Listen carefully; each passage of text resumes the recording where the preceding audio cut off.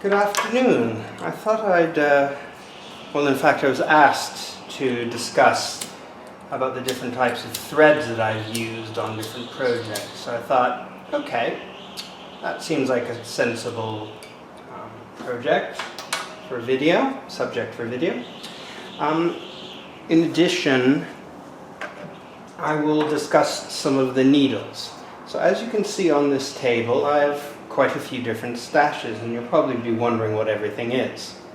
So the first thread I've got here, this is metallic thread. It's actually not 100% metal, but it's the new type, and it's by DMC, and it's called Diamante, and it's 72% viscose and 28% metallized polyester. And it looks very good, and it's quite reasonable to work with. It's still a bit rough, so you do have to use a metallic needle, but the results are very good. It doesn't rust or discolor at all, and I'm quite pleased with how I have it. And they have quite a few different colors, so I've used that to make angel wings, in fact, on one of my Christmas projects. Here we have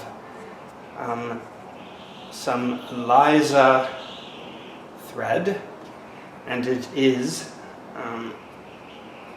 not nylon, and I'm having a brain fart at the moment. So it is, I'll come back to it. Oh, old age kicking in. This is 100% cotton thread. This is a mixture of cotton and polyester by Coats, and I'll explain these different ones. This is silk thread. This is elastic thread. Rayon, that's the word I'm looking for. That's rayon thread.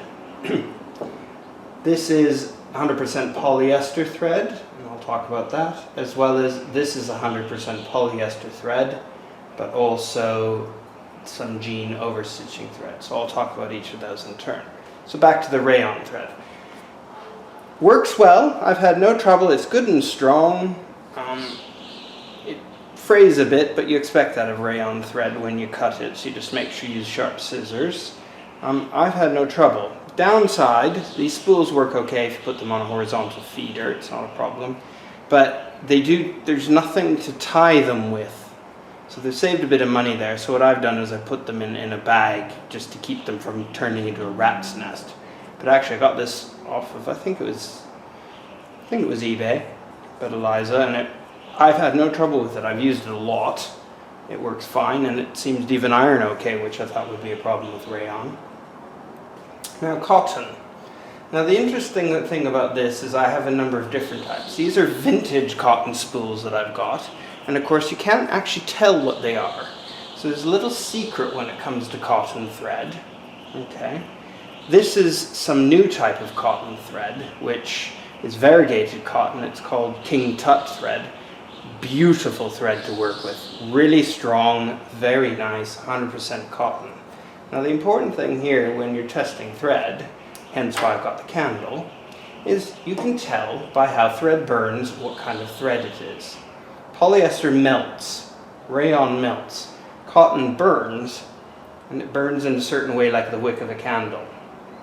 So you see how it just burns and it leaves a little bit of an ash. So this is cotton thread, and you can always tell it's cotton thread by that. It doesn't melt, it just actually burns like the wick of a candle. Okay.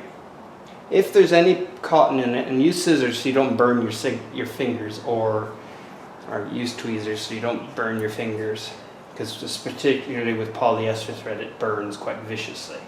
Now silk, there's hardly any of this left. This is authentic silk that I got from a closed down monastery. So that color is in fact cardinal red.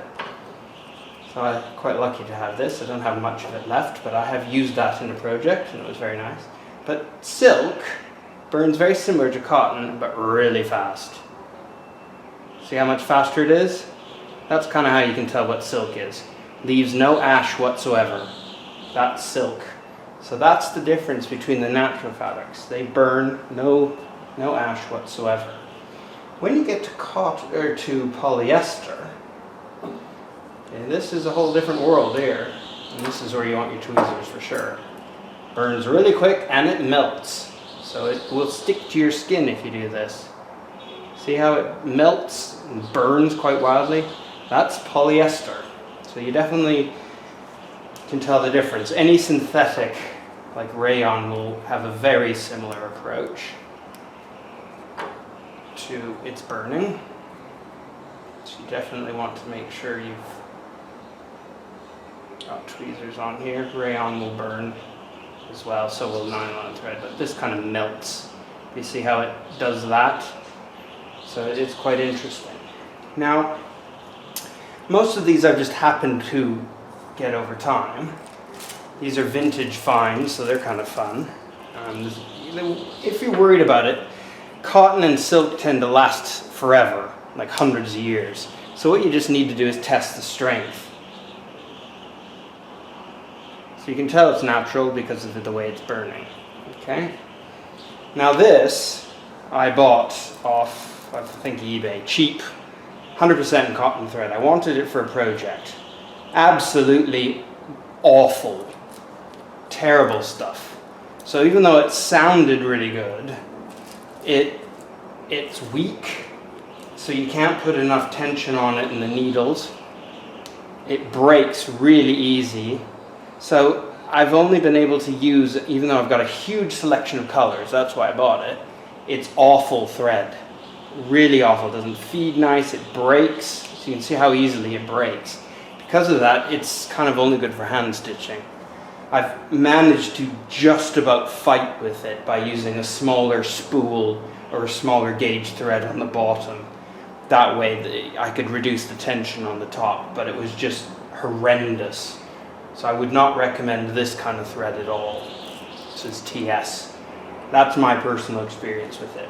This is kind of a Coats and Clark, but Coats. It looks like it's really old, and it's a mix of polycotton. And actually, I've used this in quite a my project. And what's interesting about this is it's very, very fine. I have no idea why, but it must be for embroidery work or something.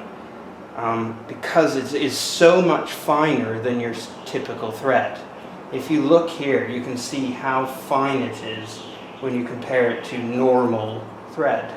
So it's hard to tell there, but it's very fine. But actually it's very strong. So I've been very pleased with that Coats thread. Now, why do I have all these spools? These are, as you can guess, the overlocking spools. So when I do projects on overlockers, you can sometimes find this, like this red stuff is not overly thick, so it's fine. I've sewn with it for projects. I didn't have to only use it for overlocking. But if you can get a spool like this, it's brilliant. As long as it's good and tough, it's brilliant. So this is 3,000 meters. What I found with my projects, you get even a large spool. You go through 2 of these per project, and that's without even overlocking anything. So if you have something in a reasonable color, it's much better to get one of these, and they tend to last a long time. Now, this is Brother embroidery thread. Comes in all the colors of the rainbow. Works very well for both embroidery, sewing, and you can tell your color, so it's got its own color scheme. Here's some Gutermann thread. This is what I typically use for most projects because it's easy to find everywhere, and I've never really had any trouble with the Gutermann thread. The only complaint I have is I want big spools. It's expensive, so if I can find an alternative like this, I just happened upon this green, which you'd think, oh, I'll never use it, but actually you'd be surprised. I've used it for making cushions, it makes good grass and leaves on trees, and all sorts of things. This is Brother 100% polyester bobbin thread. If you can get yourself bobbin thread, do. Now, believe it or not, this is, and it really was a struggle, 100% cotton thread, and it's 5,900 meters. It's 2-ply, not 3, which makes it a bit stiffer when you're sewing sometimes, but it's extremely fine. So this makes really good bobbin thread, as does this.